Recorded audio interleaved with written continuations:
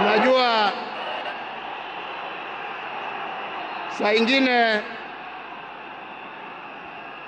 baada ya kazi tukiwa tulia kidogo hapo nini, tunapewa kitu kidogo hapo. Kwani mnacheka? Mimi kitu kidogo nasema uji na chai.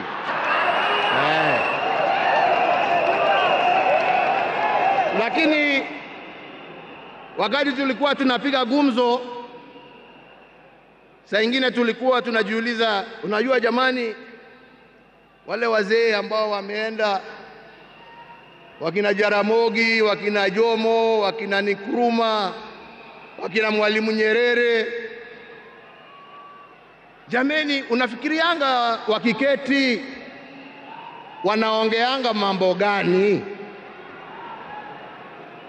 Mimi nilikuwa nasema unajua, wanaongea siasa kama sisi, wanatuangalia tu na mambo hii yetu ya upuzi hapo, wanatuchekelea.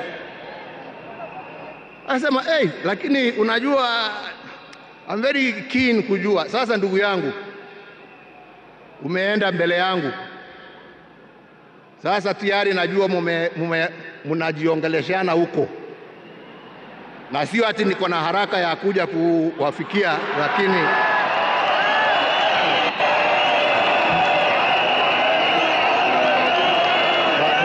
bado tunataka tutulie kidogo. Mwenyezi Mungu atusaidie, lakini najua wakati wetu tukifika utakuwa hapo kutuambia njia ya kutembea hizo mabarabara za huko. Kwa hivyo ndugu yangu, ni kuombee kwa Mwenyezi Mungu akurehemu, akulaze na amani na wenzako, ukijua ya kwamba twakumbuka wewe na yale ambao umebakisha tutaendelea nayo, na familia yako sasa imekuwa yetu.